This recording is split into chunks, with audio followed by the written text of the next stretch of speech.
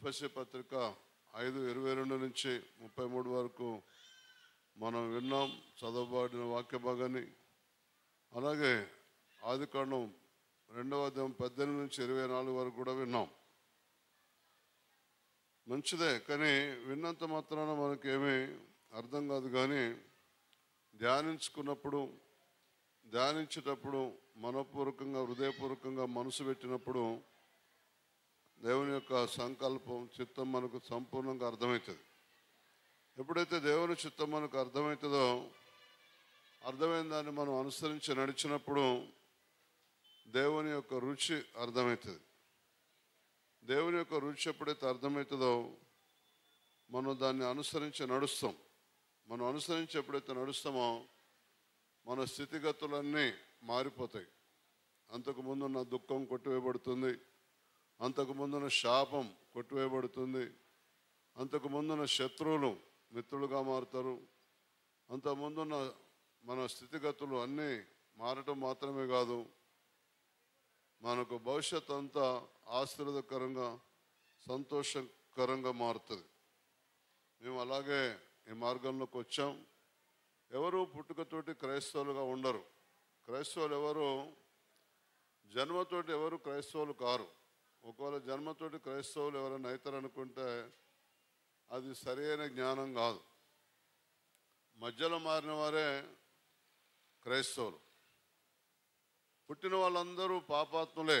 ఏ మార్గంలో పుట్టినా, క్రైస్తవ మార్గంలో పుట్టినా పాపాత్ములే, మరి ఇంకే మార్గంలో పుట్టినా కూడా పాపాత్ములే.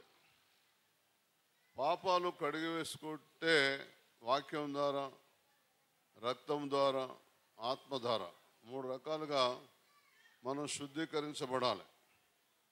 అప్పుడు దేవునితో మనకు సంబంధం ఏర్పడుతుంది, సృష్టికర్తతో. నిన్ను సృష్టించిన సృష్టికర్త, ఈ లోకాన్ని సృష్టించిన సృష్టికర్తతో నీకు సంబంధం ఏర్పడుతుంది. ఎప్పుడైతే ఆయనతో నీకు సంబంధం ఏర్పడుతుందో ఇక నువ్వు భూమి మీద ఎవ్వరి మీద ఆధారపడే పని లేదు. మనుషుల మీద కానీ, ప్రభుత్వాల మీద కానీ, నీ ఆఖరికి నీ తెలివితేటల మీద కానీ, నీ చదువు సంధ్యల మీద కూడా, నీ టాలెంట్ మీద కూడా ఆధారపడనక్కర్లేదు. దేవుణ్ణి ఆధారం చేసుకొని నీ జీవితం ప్రారంభిస్తే 3 పువ్వులు 6 కాయలు అంటారు కదా లోకంలో, అలా అయిపోతుంది. అది నీతి మార్గంలో అవుతుంది, దుర్నీతి మార్గం కాదు, పాప మార్గం కాదు. కనుక జాగ్రత్తగా వినండి. ఎవరైనా సమస్యలు ఉన్నవారు ఉంటే ఈ మాటలు అంగీకరించి అనుసరించి నడవండి. మా బాధలు తీర్చిన దేవుడు మీ బాధలు కూడా తీరుస్తాడు. ఇప్పుడు మన జాన్సన్ జోస్న క్రైస్తవ పెళ్ళి అవుతుంది. పెళ్ళైనంత మాత్రాన వారు భవిష్యత్తు బంగారు బాట కాదు. ఎప్పుడు వారు కూడా దేవుని వాక్యాన్ని అనుసరించి నడిస్తేనే దేవుడు వారిని దీవిస్తాడు. దేవుడు ఎప్పుడు పక్షపాతి కాడు. ఆయన వాక్యానికి ప్రాధాన్యత ఇచ్చిన వారిని మాత్రమే, ఆయనకు భయపడే వారిని మాత్రమే దీవిస్తాడు. కనుక వినండి జాగ్రత్తగా. యెషయా గ్రంథం 60వ అధ్యాయం 9వ వచనం, నీ దేవుడైన యెహోవా నామమును బట్టి ఆయనను శృంగారించినందున, ఇశ్రాయేలు పరిశుద్ధ దేవుని నామమును బట్టి దూరము నుండి నీ కుమారులను తమ వెండి బంగారమును తీసుకొని వచ్చుటకు ద్వీపములు నా కొరకు కనిపెట్టుచున్నవి, తర్షీషు ఓడలు మొదట వచ్చుచున్నవి. చిన్న ప్రార్థన. పరిశుద్ధాన మా తండ్రి, మీకే స్తుతియు ఘనత మహిమ ప్రభావాలు మీకు ఆరోపిస్తున్నాం. ఈరోజు నేను జాన్సన్ చేస్తున్న వివాహ విషయంలో మేమందరం ఇక్కడ కూడుకొని ఉన్నాం. మీ వాక్యాన్ని ధ్యానించుకోబోతున్నాం. నీవు మమ్మల్ని శృంగారించితే ఎంత లాభమో, ఈ రోజున పెళ్లి కుమారుని, పెళ్లి కుమార్తెని మనుషులు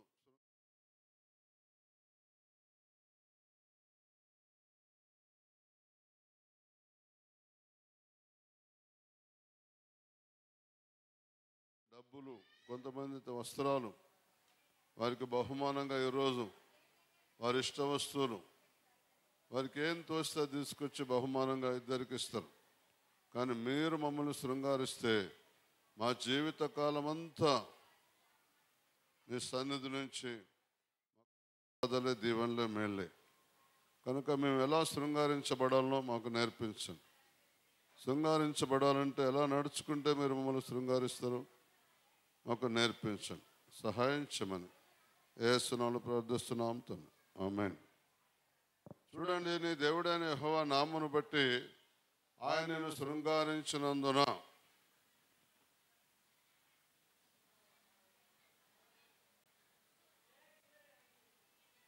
నీ దేవుడైన యెహోవా నామమును బట్టి ఆయన నిన్ను శృంగారించినందున ఇశ్రాయేలు పరిశుద్ధ దేవుని నామమును బట్టి దూరము నుండి నీ కుమారులను తమ వెండి బంగారములను తీసుకొని వచ్చుటకు ద్వీపములు నా కొరకు కనిపెట్టుచున్నవి, తర్షీషు ఓడలు మొదట వచ్చుచున్నవి. ఈ లోకంలో చాలా మంది రకరకాల వివాహాలు ఉన్నాయి. పెద్దలు నిర్ణయించిన వివాహాలు, వారంతటా వారే కలిసి బతుకుదామని చేసుకునే వివాహాలు, ఇంకా రకరకాలు చెప్పడానికి వీళ్ళేనని ఉన్నాయి రకాలు. దయచేసి జాగ్రత్తగా వినండి. ఏ విధంగానైనా కూడుకోండి, మంచిదే.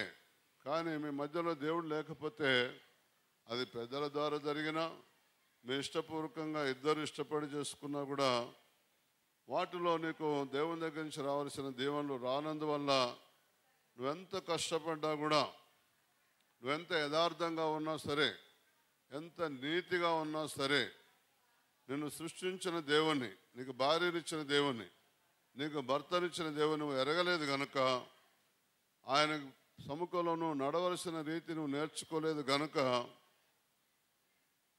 దేవుడు నీకు తోడుగా ఉండడు. దేవుడు నీకు తోడుగా ఉండనందువల్ల నువ్వు సంపాదించిన సంపాదన అంతా చిరిగిపోయిన సంచులు వేసినట్టే ఉంటుంది. నువ్వెన్నన్నా కొంతమంది రోజుకు లక్షలు సంపాదించడం ఉంటారు, ఏమీ మిగలదు. అదే దేవుని నమ్ముకున్న వాళ్ళ లక్షలు కాదు, వేలు కూడా కాదు, వందలే సంపాదిస్తారు. వాళ్ళు ఎంతో సంతోషంగా ఆనందంగా ఉండే కుటుంబాలు ఎన్నో చూస్తున్నాం మేము. అయితే బాగా జాగ్రత్తగా వినండి. చాలామంది యేసు పైన ఒప్పుకోకపోవటానికి కారణం ఏంటిదంటే, నా దగ్గర ఏం తప్పు లేదు, నాకు యేసు దేవుడు అవసరం లేదు అనుకుంటారు. అలా కాదు. అసలు దేవుని సేవ చేసేవారు కూడా, దేవుని ఆరాధించేవారు కూడా ఎన్నో తప్పిదాల్లో మునిగిపోతున్నారు. దాన్ని బట్టి సేవ చేసేవారికి కూడా నెమ్మది లేదు, ఆశీర్వాదం లేదు. అలాగే మరి దేవుని వైపు తిరిగి ఆరాధించేవారికి కూడా ఏమాత్రం కూడా అనగా వారు శృంగారించబడలేదు. ఇప్పుడు పెళ్లి కుమార్తెను తీసుకెళ్ళిన లోపలికి ఏం చేసినారో ఏమో, పొద్దున్నే స్నానం చేసి వచ్చింది, అంతా రెడీగానే వచ్చింది. మొత్తం బట్టలే మార్చుకోవాలి. అర్ధగంట బాగానే చేసింది కదా రేటు. ఇంకా అది కూడా ఎన్నిసార్లు మేము తలుపు కొడితే టక టక టక టక టక టక టక టక టక నాకైతే విసుకొచ్చి ఇక నేను ఉండనని వచ్చేసినాయి. చాలాసేపు పిల్లగాన్ని తీసుకొచ్చి ఇక్కడ కూర్చోబెట్టినాక ఒక 10 నిమిషాలు ఆగిపోయినాం. పోయి ఆయన మరి ఏం శృంగారిస్తున్నారో, మరి అది అబ్బాయికి ఇష్టమైన శృంగారం, మరి నాకు తెలియదు. కానీ మొత్తానికైతే తీసుకొచ్చాను దేవుని దేవాల. లేదయ్యా పెళ్లి చేసాయి గారు అన్నాడు. అయ్యా మళ్ళా ఇక వేరే డైరెక్ట్ వాక్యం చెప్పండి అన్నాడు. లేదయ్యా వాక్యాలు చదవాలి, చదివితే మంచిది అని చదివిపించను. జాగ్రత్తగా వినండి. కొరింథీయులకు రాసిన మొదటి పత్రిక 4:4 చెప్తున్నది, నా యందు నాకు ఏ దోషమును కానరాదు, అయినను ఇందువలన నేను నీతిమంతునిగా ఎంచబడను అని. ఎవరు ఈ మాట అనేది? అపోస్తలుడైన పౌలు భక్తుడు. ఆయన రక్తంలో కడగబడ్డవాడు, వాక్యంలో కడగబడ్డవాడు, ఆత్మలో కడగబడినవాడు, అసలు రోజు దేవుని ఆత్మచేత దర్శన ప్రకారం నడిచేవాడు. నేను దైవ దర్శన ప్రకారమే వెళ్ళి తిని అని స్పష్టంగా బల్లగుద్ది చెప్పేవాడు. అంతగా దేవుని వెంబడించే మనిషి కూడా నా యందు నాకు ఏ దోషము కానరాదు, అయినా నేను ఇందువల్ల నీతిమంతునిగా ఎంచబడను. చూసిన మనకు మనం మెచ్చుకున్నంత మాత్రాన భక్తులం కాం. మనకు మనం నా దగ్గర ఏ తప్పు లేదు అన్నంత మాత్రాన మన దగ్గర తప్పు లేనట్టు కాదు. మనని దేవుడు విమర్శించినప్పుడు అప్పుడు మనం ఏ తప్పిదంలో లేకపోతే మనుషులు నేరాలు మోపవచ్చు మన మీద. మనుషులు మోపిన నేరాలు దేవుని దృష్టికి నేరాలు కావు. యేసుప్రభు లోకంలో ఉన్నప్పుడు ఆయన శిష్యులు చేతులు కడుక్కోకుండా భోజనం చేస్తున్నారు. అది నేరం అంట. యేసు ప్రభుతో చెప్పిండ్రు వాళ్ళు చూసిన వాళ్ళు, ఏమయ్యా నీ శిష్యులు ఆజ్ఞను అతిక్రమిస్తున్నారు, మా పితృల ఆచారాన్ని అతిక్రమిస్తున్నారు, నువ్వు చూడటం లేదా, కనబడటం లేదా? పంట చేలో పడి వెళ్ళినప్పుడు ఈరోజు విశ్రాంతి దినం, ఆ ఎన్నులు నలుసుకొని తింటున్నారు, చేతులు కడుక్కోకుండా భోజనాలు చేసి ఎన్నో నేరాలు మోపారు. వాళ్ళు ఏం చేసినా తెలుసా? వాళ్ళు సమస్తం విడిచిపెట్టి కుటుంబాన్ని, తల్లిదండ్రులను, ఇండ్లను, చేన్లు, శలకలు, ఆస్తి, సంపద అంతా విడిచిపెట్టి ఆయన వెంబడిస్తున్నారు. ఈ ఎన్నులు దించుకుంటే తప్పట, చేతులు కడుక్కోకుండా తింటే తప్పట. చూసారా, యేసుప్రభు ఒప్పుకోలే. మీరు చేసిన నేరాన్ని నేను అంగీకరించను అన్నాడు. మీరు వారి మీద మోపుతున్న నేరాన్ని నేను అంగీకరించను అన్నాడు. ప్రభు దృష్టికి మనం నీతిమంతులుగా ఎంచబడాలి అంటే నేను ఒకటే చెప్తున్నా, మీరు దేవునితో సంబంధం కలిగి, ఇప్పుడు చూడండి వీళ్ళిద్దరికి పెళ్లి చేస్తున్నాం. ఇప్పుడు అమ్మాయి అబ్బాయితో రోజు సంబంధం కలిగి ఉండాలా, నెలకు ఒకసారి ఉంటుంది అలా? అయ్యో చెప్పరాదండి, ఏమవుతుంది? రోజు కలిసిమెలిసి ఉంటే చూసేటోళ్ళకి, పెళ్లి చేసిన వాళ్ళకి, ఏ కుటుంబానికి అటు కుటుంబానికి మనకు వాళ్ళకు సంతోషం ఉంటుందా? ఎప్పుడో నెలకోసారి కలుసుకుంటేనా మాట్లాడేంటి ఎవరు? అలాగే నీవు కూడా నిన్ను సృష్టించిన సృష్టికర్తతోటి రోజు సంబంధం కలిగి ఉండాలి. అప్పుడు నీ చదువుకున్నారే నీతోటి పాటు వాళ్ళందరినీ అధిగమించి వాళ్ళని ఓవర్టేక్ చేస్తూ, నీతో పాటు చదువుకున్న వాళ్ళు నువ్వు 10వ తరగతులనే ఆగిపోయి ఉండొచ్చు, వాళ్ళు డిగ్రీలు పీజీలు చేసి ఉండొచ్చు, వాళ్ళని అధిగమించిన వాడుగా అయిపోతాను. వాళ్ళు ఈ భూమి మీద ఎంత పెద్ద చదువు చదివినా, ఐఏఎస్ చదివినా, ఐపీఎస్ చదివినా, ఐఎఫ్ఎస్ చదివినా, ఇంకా పిహెచ్డీ చేసిన వాళ్ళందరినీ నువ్వు అధిగమించిపోతావు దేవుని దృష్టిలో, లోకరీతిగా కూడా. ఎప్పుడంటే నువ్వు రోజు దేవునితో సంబంధం కలిగి, నా యందు నాకు ఏ దోషమును కానరాదు, ఆయనను ఇందువల్ల నీతిమంతుగా నేను ఎంచబడను, నన్ను విమర్శించేవాడు ప్రభువే, దేవా నా దగ్గర తప్పులుంటే చెప్పు, నీ చిత్తానుసారంగా ఈరోజు నడుచుకుంటా అని ఏ భక్తుడైతే, భక్తురాలైతే, ఇప్పుడు ఈ పెళ్లి చేసుకుపోయేవారు కూడా అలాగే నడుచుకుంటే మాత్రం వాళ్ళ భవిష్యత్తు మాత్రం ఇంకా డోకా లేదు. ఇక పెళ్లి సంబరాన దేవుని మర్చిపోయింది అనుకోండి, పెళ్లి సంబరాన పిల్ల సంబరాన పిల్లగాడు, పిల్లగాని సంబరాన పిల్ల దేవుని మర్చిపోయింది అనుకోండి, మనకంటే ఎక్కువ బాధలు ఉంటాయి. ఇప్పుడు మనం అంతా ఇంత బాధలు కింద మీద పడుతున్నాం కదా, మనకంటే ఎక్కువ గోస ఉంటుంది వాళ్ళకి, మామూలుగా ఉండదు. వింటున్నారా అంటే వాళ్ళకెళ్ళి చూస్తారు, వింటున్నారా? వింటే మీరు బాగుపడతారు. వాళ్ళు మా భవిష్యత్తు అంతా బంగారు బాటగా ఉంటుందని కలలు కానీ కూర్చున్నారాడా. వాళ్ళదేమో మంచి కళ, మనదేమో పీడకళ. మనం పెళ్లి చేసుకునేదేమో ఒక పీడకళ లాంటిది, పెళ్లి చేసుకోబోయేదో బంగారు కళ లాంటిది, అందమైన కళ లాంటిది. ఇప్పుడు అందమైన కళలు ఎందుకన్నారు? మొన్న పెళ్ళి అయినాకే తెలుస్తుంది అందమైంగా ఉంటుందా, అది ఎట్లుంటుంది అన్న సంగతి. లేదా జాగ్రత్తగా వినండి. మరి పెళ్ళి అయితే అట్లుంటుందంటే పెళ్ళి అయిన వాళ్ళదంతా గట్టి అవుతుందా గారు? అట్లేం కాదు. నేను ముందే చెప్పిన కదా, యేసుదేవుని రోజు సంబంధం కలిగి ఉండాలి. ఆ కొత్తగా పెళ్ళి అయిన వాళ్ళకంటే కూడా సంబరంగా ఉంటాం మనం, తెలుసా? లేలుయా, జాగ్రత్తగా వినండి, అశ్రద్ధ చేయకండి. ఎస్తేరు 2:12 ఇలా చెప్తున్నది, 6 మాసములు గోపరస తైలముతోనూ 6 మాసములు సుగంధ వర్గములతోనూ స్త్రీల పరిమళ క్రియల కొరకైన మరివేరు పదార్థములతోనూ స్త్రీలు పరిమళ క్రియలు ముగించి రాజు నొద్దకు పోవారు. 12 మాసములైన తర్వాత రాజు అయిన అహశ్వరోషు నొద్దకు వెళ్ళటకు ఒక్కొక్క చిన్నదానికి వంతు వచ్చినప్పుడు ఒక్కొక్క చిన్నది రాజు నొద్దకు ఆ విధముగా పోవచ్చుండను. ఏమనగా ఆ తీరున వారు పరిమళ క్రియలు చేయు కాలము సంపూర్ణ మగుచుండెను. అహశ్వరోషు రాజు గారికి వింటున్నగా, అహశ్వరోషు రాజు గారికి మొదటి భార్య ఉండే.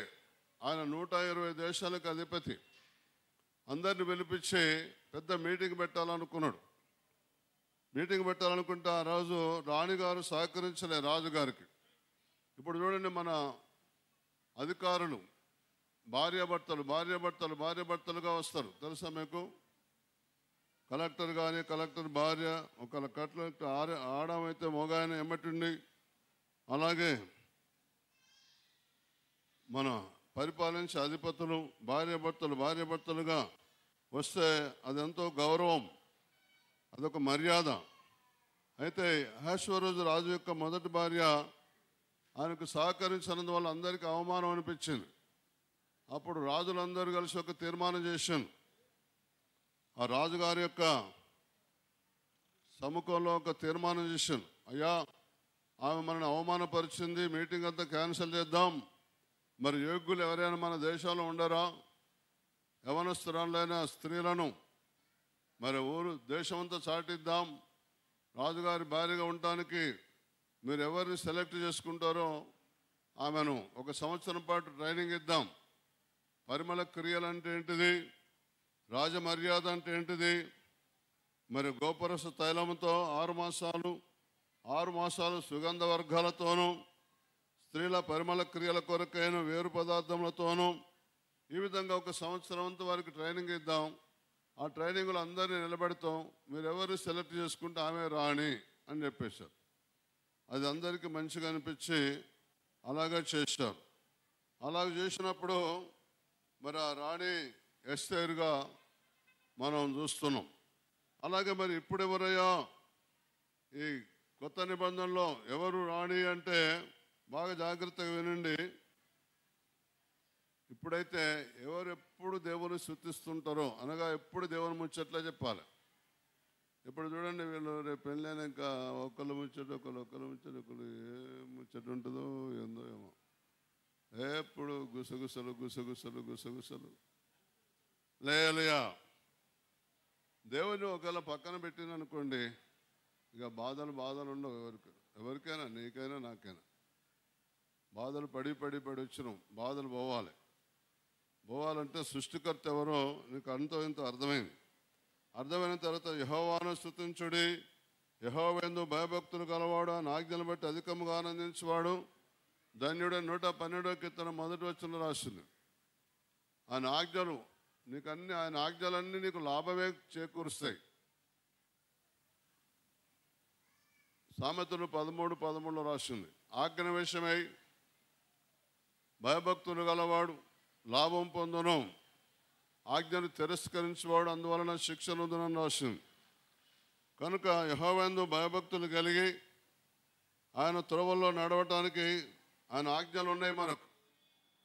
యెహోవాను స్తుతించండి, యెహోవాయందు భయభక్తులు గలవాడు, ఆయన ఆజ్ఞలు బట్టి అధికంగా ఆనందించేవాడు ధన్యుడు అని రాసింది.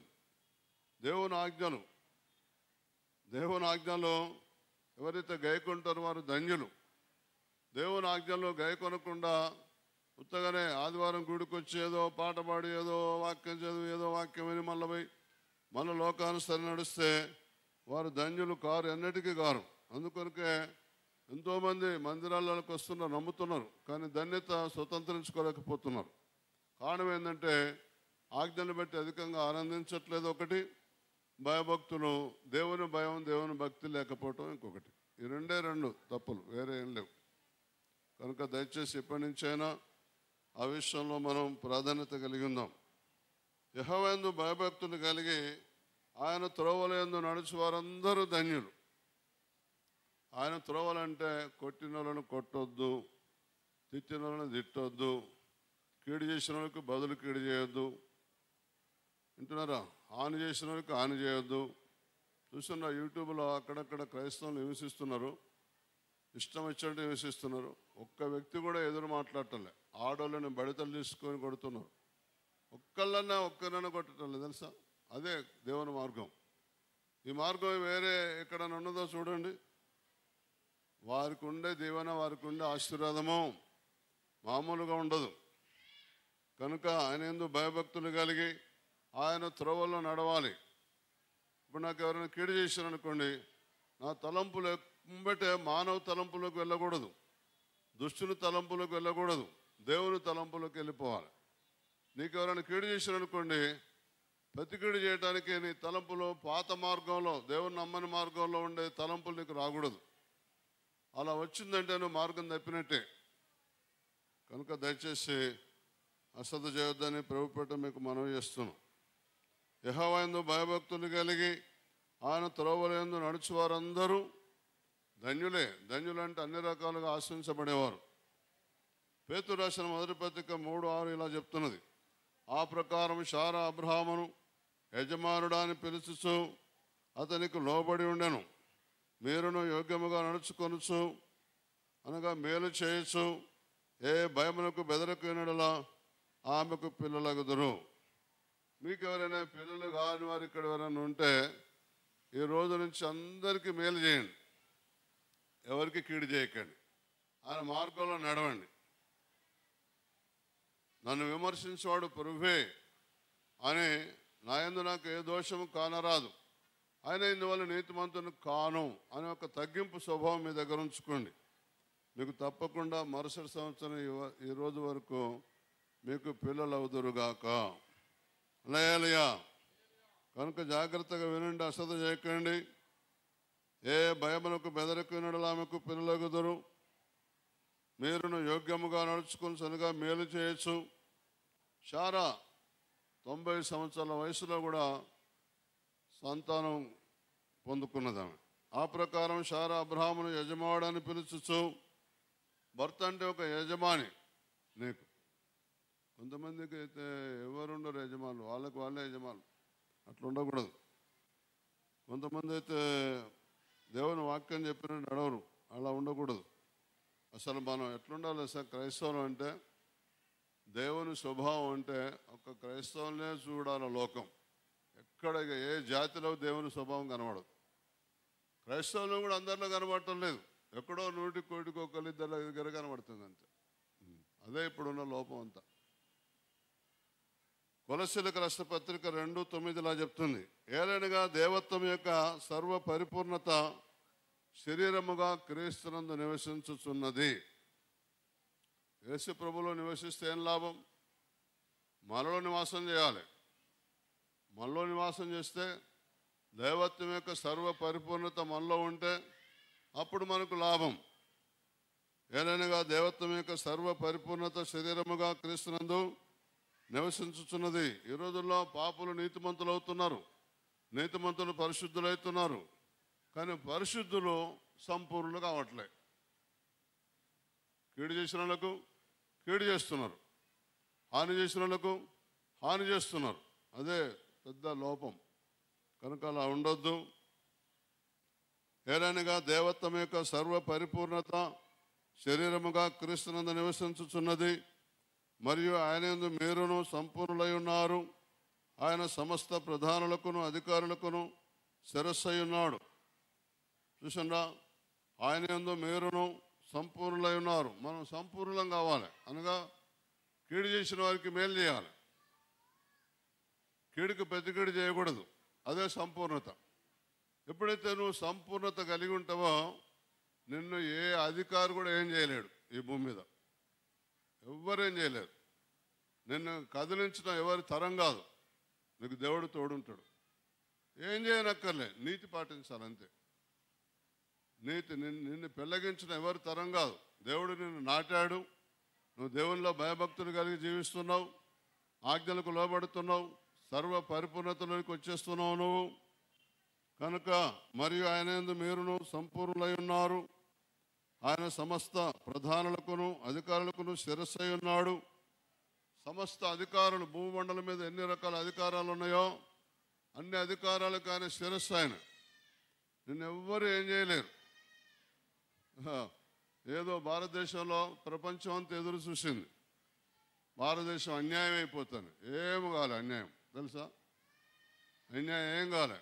ఏమో అయిపోతుంది అనుకున్నారు మన ఎలక్షన్ల ముందు. అట్లా చేయడు దేవుడు, తెలుసా? సృష్టికర్త అనే దేవుడు, సృష్టి ఆయనది, కర్త ఆయనే, నడిపించేది ఆయనే. సర్వ భూమి మీద ఉన్న అధికారాలన్నీ ఆయన చేతిలో ఉన్నాయి. ప్రధానులు ఆయన చేతిలో ఉన్నారు, అధికారులు ఆయన చేతిలో ఉన్నారు. వారికి ఆయన శిరస్సు.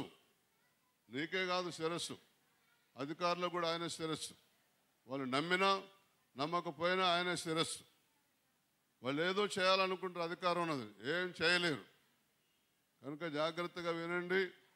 మీకు ఎలాంటి సమస్య అయినా, అధికారాలంటే దేశం మీదనే కాదు, గ్రామమే కాదు, ఇంట్లో కాదు, నీకు ఏ అధికారి ద్వారా ఏ సమస్య వచ్చినా సరే నువ్వు పరిపూర్ణుడిగా ఉంటే నీకు ఎవరు అన్యాయం చేయటం అసంభవం, జరగని పని.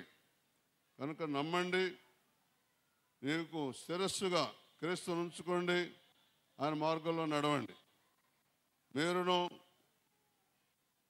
క్రీస్తు సున్నతి యందు శరీరేచ్ఛలతో కూడిన స్వభావమును విసర్జించి మనం యేసుపోలికి మారిన తర్వాత మరి శరీరేచ్ఛలతో కూడిన స్వభావాన్ని మనం విసర్జించాలి.